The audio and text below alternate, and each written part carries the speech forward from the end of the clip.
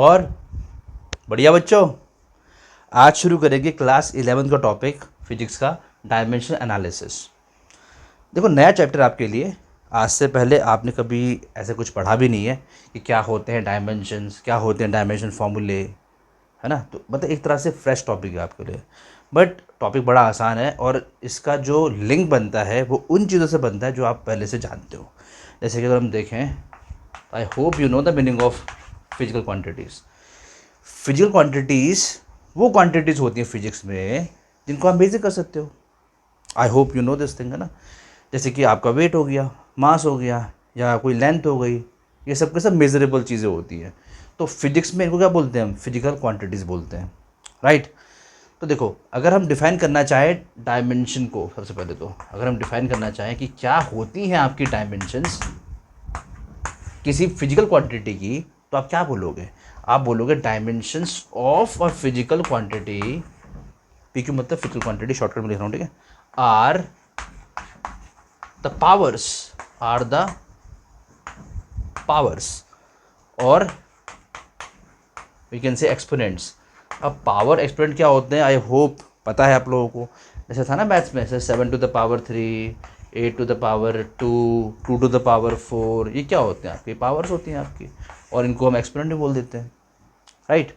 तो यही आपको बता रहे हैं कि dimensions of a physical quantity are the powers और exponent to which the base quantities, to which the base quantities are raised to denote that quantity or to represent that quantity or to represent that physical quantity। तो dimension का क्या sense बन रहा है? Dimension basically आपकी वो powers हैं, वो एक्सपोनेंट है जिसमें आप बेस क्वांटिटीज़ को लिख रहे हैं उस फिजिकल क्वांटिटी को डिफाइन करने के लिए। अब क्वेश्चन बनता है कि बेस क्वांटिटीज़ क्या होती हैं। ये तो हम समझ गए कि बेस क्वांटिटी की जब हम पावर बढ़ा घटा देंगे, एक्सपोनेंट फॉर्म में लिख देंगे जब उसको, तो वो कोई सी भी फिजिकल क्वांटिटी को एक तरह से डिफाइन कर सकता है, उसकी डायमेंशन को शो कर सकता है ना। लेकिन बात यह है कि यार यहाँ पे बेस क्वांटिटी का मतलब क्या है, what is the meaning of base quantities यार। तो बच्चों, बेस क्वांटिटी यहाँ पे अगर आपको बताऊँ मैं, तो बेस क्वांटिटीज़ बिल्कुल ही फंडामेंटल क्वांटिटीज़ होने वाली है आपकी। उसमें तुम्हारा आने वाला है क्या? सबसे पहले तो मास आने वाला है, तुम्हारी लेंथ आने वाली है, और टाइम आने वाला है तुम्हारा। ये तीन चीज़ें आने वाली है, एकदम फंडामेंटल देखे तो। इसके अलावा तुम्हारा टेम्परेचर भी आता है, तो आप टेम्परेचर भी इंक्लूड कर सकते हो। ओके, ये एकदम फंडामेंटल बेस क्वांटिटीज़ आपकी हो जाती हैं, राइट। तो बच्चों, मास को तुम डिनोट करोगे यहाँ पे कैपिटल एम से, जिससे कैपिटल एम से। तुम लेंथ को डिनोट करोगे कैपिटल एल से, और टाइम को तुम डिनोट करने वाले हो कैपिटल टी से। टेम्परेचर के लिए हम थीटा लगा लेते हैं, ठीक है। थीटा लगा दिए तो के लगा लेते हैं, थीटा लगा लेते हैं, है ना। तो वैसे फिलहाल हमको ये पढ़ना है। पहले वीडियो लेक्चर में हम ये चीज़ समझने वाले हैं। इसका तो नेक्स्ट सेकेंड वीडियो में बताऊंगा आप लोगों को मैं कैसे करना है, क्या करना है। पहले आप यहाँ पे फोकस करो। तो देखो, मास के लिए हम एम लगा रहे हैं, लेंथ के लिए एल लगा रहे हैं, और टाइम के लिए हम टी लगा रहे हैं। तो आपको एक एग्जाम्पल समझाता हूँ मैं, क्योंकि देखो ये तो आप समझ गए कि डायमेंशन मतलब वो आपका पावर या फिर एक्सपोनेंट जो कि इन बेस क्वांटिटीज़ का है। अब वो हम कब लगाते हैं? किसी और क्वांटिटी को डिफाइन करने के लिए। अब जैसे ना, चलो यहाँ पे भी तुम देख सकते हो, लाइक सपोज एक फिजिकल क्वांटिटी है और उसको मैंने ऐसे लिखा हुआ है एम एल टी, और इनकी कुछ पावर करनी पड़ेगी मेरे को। जैसे समझ लो इसकी पावर 1 है, इसकी 2 है, इसकी 2 है। तो इस केस में डायमेंशन क्या है आपकी? डायमेंशन आपकी क्या है? 1, 2 and 2। These are dimensions, these are dimension. I hope अब आप लोग समझ रहे हो क्या बोलना चाह रहा हूँ मैं। डायमेंशन किसे बोलते हैं? डायमेंशन सिर्फ पावर्स को बोलते हैं या एक्सपोनेंट को बोलते हैं। डायमेंशन सिर्फ पावर और एक्सपोनेंट है किसके? बेस क्वांटिटीज़ के। बेस क्वांटिटीज़ कौन सी है? मास, लेंथ, टाइम और टेम्परेचर, ठीक। और ऐसा क्यों लिखा आपने? किसी खास फिजिकल क्वांटिटी को डिफाइन करने के लिए। उसका मतलब एक तरह से डायमेंशन फॉर्मूला शो करने के लिए हम ऐसे लिखना पड़ता है हमको। अब जैसे ही मैंने लिखा है ना, ये इसका डायमेंशन फॉर्मूला है किसी फिजिकल क्वांटिटी का। ये क्या है? किसी फिजिकल क्वांटिटी का क्या है? डायमेंशनल फॉर्मूला है। तो बोलते हैं डायमेंशनल फॉर्मूला, डायमेंशनल फॉर्मूला। ठीक, अब देखो फंडामेंटल चीज़ आप समझ चुके हो, अच्छे से तब समझ में आएगा जब मैं आपको कुछ एग्जांपल्स दूंगा, उससे एकदम क्लैरिफाई हो जाएगा आपको। ठीक है, तो आप ये लोग ये चीज़ कॉपी कर सकते हैं, देन हम लोग आगे बढ़ लेते हैं। देखो बच्चों, आपको ना एग्जांपल से ये चीज़ समझ में आएंगी। अभी तो खैर ये है कि आपको बेसिक आइडिया तो हो चुका है, लेकिन जब आप इसे प्रैक्टिस करेंगे और कुछ एग्जांपल्स देखेंगे तभी ये एकदम क्लियर हो पाएगा। ठीक, तो चलो कुछ देख लेते हैं एग्जांपल क्वांटिटीज़ के। जैसे कि पहले अब एरिया देख लेते हैं, एरिया। अब अगर आप किसी भी चीज़ का एरिया निकाल रहे हो ना, तो आप बेसिकली करते क्या हो, आप दो डायमेंशन को मल्टीप्लाई करते हो, मतलब लेंथ को मल्टीप्लाई करते हो दो को, है ना। अब जैसे अगर तुम निकाल रहे हो एरिया उसका रेक्टेंगल का, तुम करोगे लेंथ इंटू ब्रेथ। अगर तुम निकाल रहे हो एरिया स्क्वायर का, तुम करोगे साइड इंटू साइड। अगर तुम निकाल रहे हो एरिया ट्रायंगल का, तुम करोगे हाफ बेस इंटू हाइट। तो हर केस में देखो लेंथ से लेंथ मल्टीप्लाई हो रही है, राइट। तो अगर मैं इसका यूनिट चेक करूँ एरिया का, तो आपको पता है क्या होता है यूनिट एरिया का। The unit of area is m into n, क्योंकि आप लेंथ से लेंथ मल्टीप्लाई कर रहे हो, तो बन जाता है कितना, एम स्क्वायर बन जाता है। ठीक, अब बात करते हैं कि यार इसका हम डायमेंशनल फॉर्मूला कैसे निकालें, किस तरह से लिखना पड़ेगा। देखो आपको पता है कि जब हम डायमेंशनल फॉर्मूला लिखते हैं, जब भी हम डायमेंशनल फॉर्मूला लिखेंगे, तो आपको बेस यूनिट को रेज करना पड़ेगा, है ना। और बेस यूनिट क्या थी आपकी, एम हो गया, एल हो गया, टी हो गया। अभी तो फिलहाल ये करना है आपको, थीटा भी आएगा बाद में। तो इस केस में देखो आप, अगर आप चेक करो, एम मतलब क्या है बच्चों, एम मतलब, तो कन्फ्यूज़न नहीं क्रिएट होनी चाहिए। यहाँ पे कैपिटल एम का मतलब क्या है, मास। और एल मतलब क्या है, लेंथ। टी मतलब क्या है, टाइम। क्या यहाँ पे कहीं मास आपको दिखाई दे रहा है, दिखाई दे रहा है, नहीं दिखाई दे रहा है। क्या लिखोगे आप, m0, m0। ठीक है, क्या आपको यहाँ पे लेंथ दिखाई दे रहा है, बिल्कुल दिखाई दे रहा है। ये भी लेंथ है, ये भी लेंथ है, एक लेंथ ये है, एक लेंथ ये है, तो दो हो गया ना। तो आप क्या करोगे, आप लिख दोगे L2। अब आया समझ में, ठीक। देन क्या आपको t दिखाई दे रहा है, क्या नहीं दिखाई दे रहा टाइम, तो t की जगह पे आ जाएगा 0। तो ये बन गया डायमेंशनल फॉर्मूला किसका, एरिया का। और अगर कोई तुमसे बोलेगा कि भाई इसमें डायमेंशन क्या है, तो डायमेंशन क्या है तुम्हारी, 0 2 0, ये डायमेंशन होगी तुम्हारी। और आपको सेम सीक्वेंस फॉलो करना है, MLT, पहले मास, फिर लेंथ, और लास्ट में टाइम। ठीक है, तो ये तो था तुम्हारा एरिया का। ऐसे कुछ और चीज़ दे सकते हैं हम वॉल्यूम ले सकते हैं, वॉल्यूम। तो वॉल्यूम में अगर तुम यूनिट निकालो, तो आपको पता है कि 3 बार करना पड़ता है मल्टीप्लाई हमको। तो कितना हो जाएगा, m³ हो जाएगा। और अगर डायमेंशन फॉर्मूला तुम बनाओ, तो m0 है, l 3 बार है, और t 0 है। This the formula, this the dimension formula of volume. Okay, ठीक, I hope you are getting everything, सब कुछ क्लियर हो रहा है आपको। ठीक है, अब एक और चीज़ लेके चल लेते हैं हम लोग, डेंसिटी लेके चल लेते हैं, डेंसिटी, है ना। डेंसिटी का फॉर्मूला क्या होता है। अच्छा बच्चों, पहली बात तो फॉर्मूले सब क्लियर होने चाहिए हमको। अभी मैं तुमको वही चीज़ करवा रहा हूँ जो तुमको पहले से पता है, कुछ नई चीज़ नहीं पकड़ने वाला फिलहाल में। अगले वीडियोज़ में करेंगे उसको, पहले फर्स्ट वीडियो में सब कुछ आसान चीज़ करवा रहे हैं आपको। ठीक है, तो डेंसिटी क्या होता है, density is mass upon volume. Density is defined as mass per unit volume. I hope you know this thing, है ना। अगर इसका बनाए हम यूनिट, तो इसका देखो, क्योंकि देखो ये यहाँ पे m मतलब क्या है, मास है, उसका यूनिट होता है kg, लगता है kg में, है ना। और इसका होता है मीटर क्यूब, तो kg पर मीटर क्यूब निकल के इसका आ रहा है यूनिट। अब अगर मैं इसका निकालूँ डायमेंशनल फॉर्मूला, तो क्या आएगा, देखो यहाँ पे मास है बिल्कुल है, तो m1 हो जाएगा आपका। यहाँ पे लेंथ है, बिल्कुल है। अब ऑब्जर्व करने की बात ये है कि लेंथ जो है वो नीचे है ना, मीटर क्यूब नीचे है आपका। तो अगर मैं इसको देखो ऐसे लिख दूँ, kg पर मीटर क्यूब, ऐसे तो करेक्ट है, चाहे ऐसे लिखो चाहे बात बराबर होती है। लेकिन क्योंकि जब आप डायमेंशनल फॉर्मूला बना रहे हो, तो उसमें ऐसा ऑप्शन नहीं होता, आपको यहीं पर एडजस्ट करना पड़ेगा ना। तो in that case you will write what, आप लिखोगे L⁻⁻3। यहाँ पे आप अपॉन L नहीं कर सकते, क्योंकि तरीका लिखने का आपका ये रहता है। अब यहाँ पे का टाइम है, टाइम तो नहीं है, तो ऐसे करके 0 कर दीजिए। तो this is the dimensional formula of density. ठीक है, ठीक है, तो ये 3 फटाफट से साथ कॉपी करते रहिए आप। नेक्स्ट देख लेते हैं हम लोग, जैसे कि अगर आप बात करो वेलोसिटी की बात करो, फॉर्मूला आप लोगों को पता है क्या होता है वेलोसिटी का। Velocity is defined as displacement upon time, है ना। तो अगर इसकी यूनिट तुम देखो तो होता है मीटर पर सेकेंड। ये तो खैर आपको पता ही होगा, बहुत ही आसान सी यूनिट होती है, तो मैं डायरेक्ट लिख रहा हूँ मीटर मतलब कि यहाँ पे मैंने लगाया डिस्प्लेसमेंट का यूनिट, और सेकंड मतलब कि मैंने लगाया किसका, टाइम का यूनिट, तो मीटर पर सेकंड, या ऐसे लिख लो मीटर पर सेकंड, मीटर पर सेकंड। इसको अगर हम यहाँ पे एडजस्ट करना चाहें, आपको पता है क्या, आपको यहाँ पे कभी केजी दिखाई दे रहा है, केजी, तो क्या आपको मास दिखाई दे रहा है, नहीं दिखाई दे रहा है, ठीक है, तो क्या करेंगे, एम की जगह पे 0 डाल देंगे। क्या आपको यहाँ पे एम दिखाई दे रहा है, लेंथ दिखाई दे रहा है, तो यहाँ पे एल की जगह पे 1 कर देंगे। और टाइम क्योंकि नीचे है, तो इसको जब ऊपर लेके जाओगे तो ये हो जाएगा t⁻⁻1।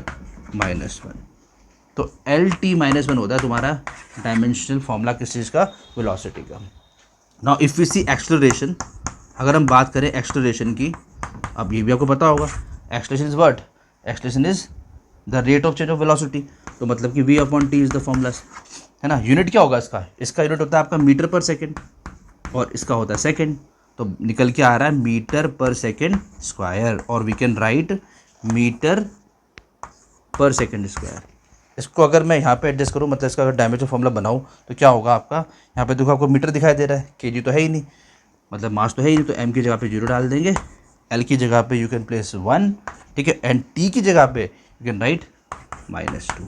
तो this is the unit of, और this is the dimension formula of acceleration, ठीक है। कॉपी कीजिए फटाफट से। नेक्स्ट देख लो फोर्स। अब फोर्स का फॉर्मूला क्या होता है, फोर्स का फॉर्मूला होता है आपका m/a, आपको मालूम है पहले से है, तो that force is equal to m/a, mass into acceleration. Class 9 में आप लोगों ने पढ़ा था, अगर नहीं याद आ रहा या भूल गए हो तो कोई बात नहीं, अब याद कर लो, F is equal to m/a।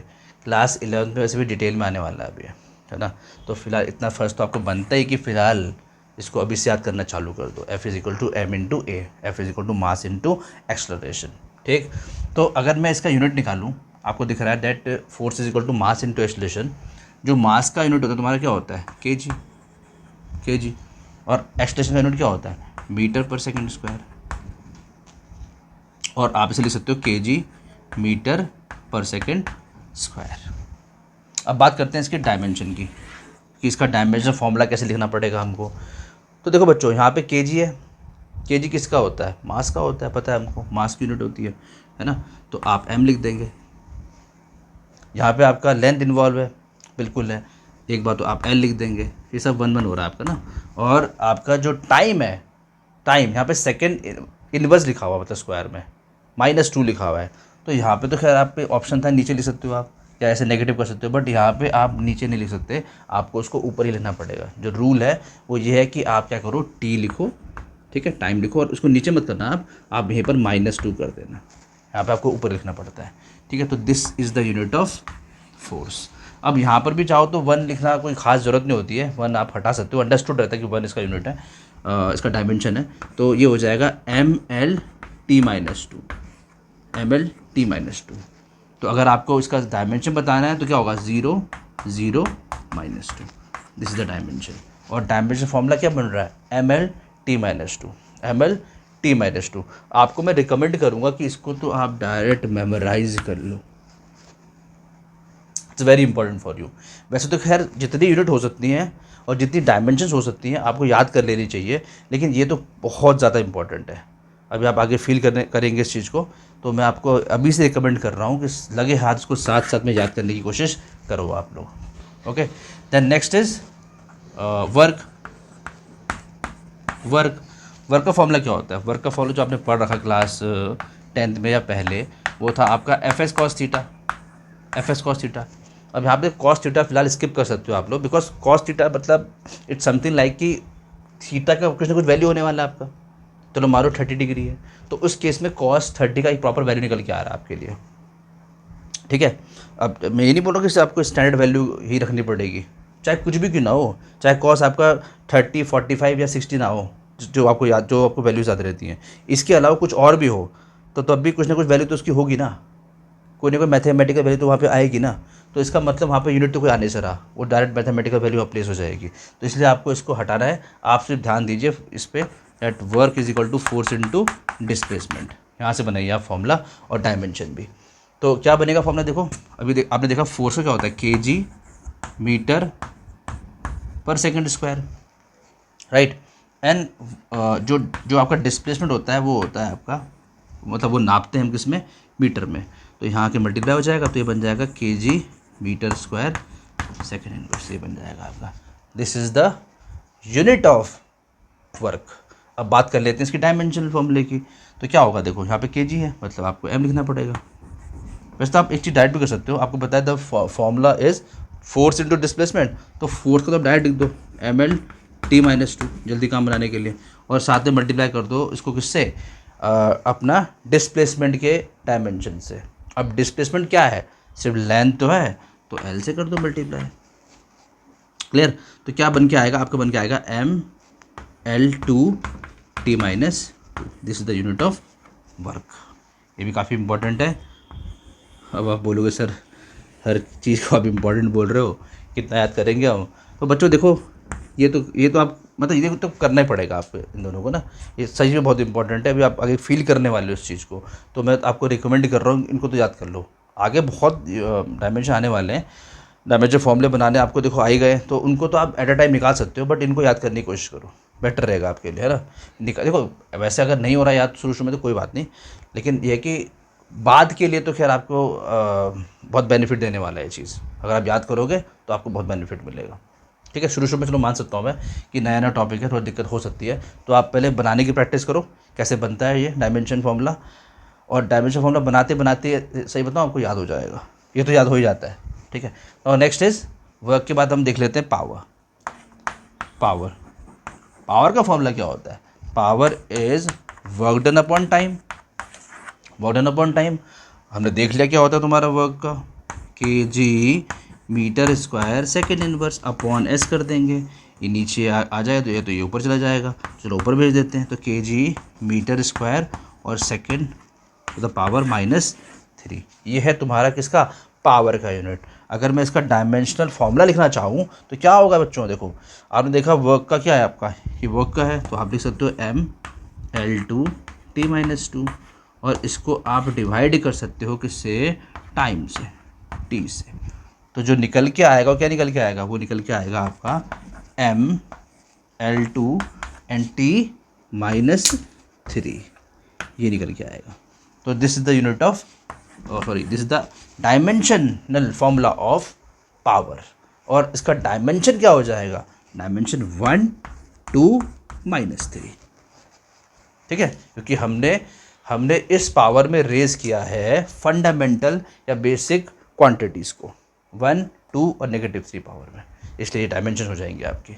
Clear, I hope पूरा सेंस बन रहा है और पल्ले पड़ रहा है आप लोगों को। इसको आप साथ साथ में करते रहिए मेरे, ताकि आपको दिक्कत ना रह जाए कोई भी किसी भी चीज़ की। तो नेक्स्ट देखिए, नेक्स्ट हम बात कर सकते हैं किसकी, नेक्स्ट यूनिट हम बात कर सकते हैं किसकी, मोमेंटम की। तो मोमेंटम भी आप लोगों ने पढ़ा था क्लास 9th में। यस, मोमेंटम क्या होता है आपका, momentum, what is momentum. Okay, we are talking about linear momentum, ठीक। तो it is denoted by small p and the formula is m/v, mass into velocity. Formula क्या होता है, मास इंटू वेलोसिटी। ठीक, तो काफ़ी आसान है अभी। पहले इसका बना लेते हैं हम क्या, यूनिट। तो मास मतलब कि kg और वेलोसिटी मतलब कि metre per second, this is the unit. Now take a look at the dimensional formula. kg है मतलब कि m आ जाएगा, राइट। और क्योंकि आपका यहाँ पे मीटर पर सेकेंड है, तो मीटर मतलब कि आपका l आ जाएगा 1 डायमेंशन में, और आपका टाइम आ जाएगा -2 में। तो this is the unit of what, momentum, linear momentum. kg metre per second, kg metre per second. Alright, I hope it's clear. तो इसे कॉपी कीजिए, फिर आगे बढ़ लेते हैं। Oh wait, there is a mistake, ये तो 1 है ना, रियली सॉरी, ये तो 1 है ना, तो -1 रहेगा आपका। ठीक है, कॉपी कर लीजिए। ओके, नेक्स्ट बात कर लेते हैं हम पोटेंशियल एनर्जी। तो बच्चों अगर मैं इसको ऐसे देखूं, अगर मैं इसको नहीं भी निकालता तो मुझे पता है एनर्जी क्या होता है। Basically energy is capacity of doing work. तो जो यूनिट वर्क की होगी वही तो इसकी एनर्जी की सेम तो आएगी, है ना। और अगर यूनिट सेम है तो डायमेंशन भी उसमें सेम होने वाली है आपकी। जैसे कि आपने भी किया थोड़ी देर पहले डिराइव, क्या था mL2T-2, तो यही आने वाला डेफिनेटली। ठीक, आपको पता है कि पोटेंशियल एनर्जी जो होता है उसका फॉर्मूला क्या होता है, mgh। पहले भी यूनिट निकाल रहा हूँ आपको, ठीक है, let's find the unit first. तो m मतलब आपका kg, मास kg में 90 का आपका। ग्रेविटी बेसिकली आपका क्या होता है, यहाँ पे हम बोलते हैं एक्सेलरेशन ड्यू टू ग्रेविटी। तो एक टाइप का वो एक्सेलरेशन तो होता है हमारा, है ना। और एक्सेलरेशन का फॉर्म क्या था आपका, फॉर्मूला मीटर पर सेकंड स्क्वायर। हाइट क्या है, हाइट आपका डिस्टेंस है, मीटर कर दो, क्या हो जाएगा, kg मीटर स्क्वायर पर second square. This is the unit of what, potential energy. Okay. अच्छा बच्चों, एक चीज़ ध्यान रखना, मैं डेलिबरेटली वो यूनिट ले रहा हूँ जो आपको हेल्प करे डायमेंशनल फॉर्मूला बनाने में। अब वैसे हमें पता है कि इसकी यूनिट जूल भी होती है, जैसे कि वर्क की यूनिट जूल भी होती है, ठीक है, फोर्स की न्यूटन भी होती है, लेकिन वो भी डेलिबरेटली नहीं ले रहा हूँ बिकॉज वो आपको डायरेक्ट हेल्प नहीं करने वाला है डायमेंशनल फॉर्मूला बनाने में। आप जूल से कुछ भी कंक्लूड नहीं कर पाओगे, आप नहीं बना पाओगे डायमेंशनल फार्मूला, है ना, लेकिन आप इसकी हेल्प से बड़े आराम से बना लोगे। ओके, तो इसलिए मैं जानबूझ के डेलिबरेटली इस फॉर्म में लिख रहा था इसको। ओके, ना उसी टेक अ लुक, अब बात कर लेते हैं कैसे इसका बनने वाला है डायमेंशनल फार्मूला। केजी है, केजी मतलब तुम्हारा एम मास, एल एम स्क्वायर मतलब कि लेंथ है तुम्हारा, तो लेंथ का स्क्वायर कर दो, और ये ऊपर जाके माइनस हो जाएगा, तो T-2 कर दो। तो ये कहा था आपको मैंने कि भाई सेम सेम आएगा आपका, बिकॉज है तो एनर्जी एक तरह से वर्क ही, वर्क का दूसरा फॉर्म। क्लियर। ऐसे आपका काइनेटिक एनर्जी भी रहेगा, फॉर्मूला होता है हाफ mv², है ना। तो आप देखो खुद गैस कर सकते हो, यहाँ पे हाफ तो साइड कर देंगे, नंबर है, मास मतलब कि आपका kg, ठीक है।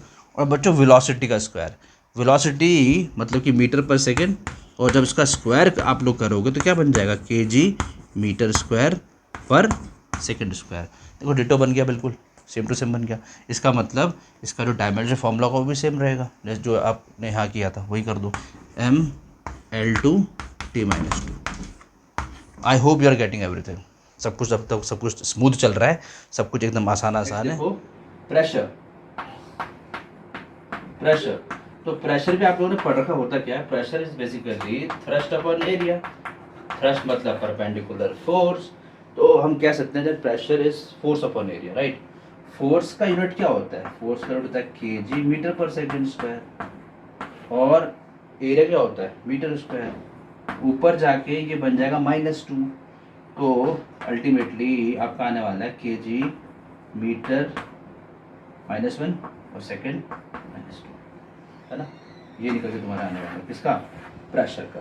अगर मैं इसका डायमेंशन फॉर्मूला बनाऊं तो आप खुद देखो, kg मतलब कि m लिखना पड़ेगा, m नेगेटिव का मतलब है तुम्हारा L-1 हो जाएगा, और s मतलब कि टाइम -2 हो जाएगा। तो this is the dimensional formula of pressure, this is the dimensional formula of pressure. Okay, आपको एक चीज़ साथ साथ बता देता हूँ मैं, अगर तुमको वो देंगे स्ट्रेस, स्ट्रेस, तो स्ट्रेस जो होता है ना, स्ट्रेस जो तुम्हारा है वो भी बेसिकली फोर्स अपॉन एरिया ही होता है, सेम चलता है आपका, कुछ आपको अलग से करने की जरूरत नहीं पड़ती। बस एक चीज़ ध्यान रखो कि प्रेशर हमेशा होता है एक्सटर्नल, बाहर से लगता है, और स्ट्रेस होता है हमेशा इंटरनल, ये अंदर से लगता है।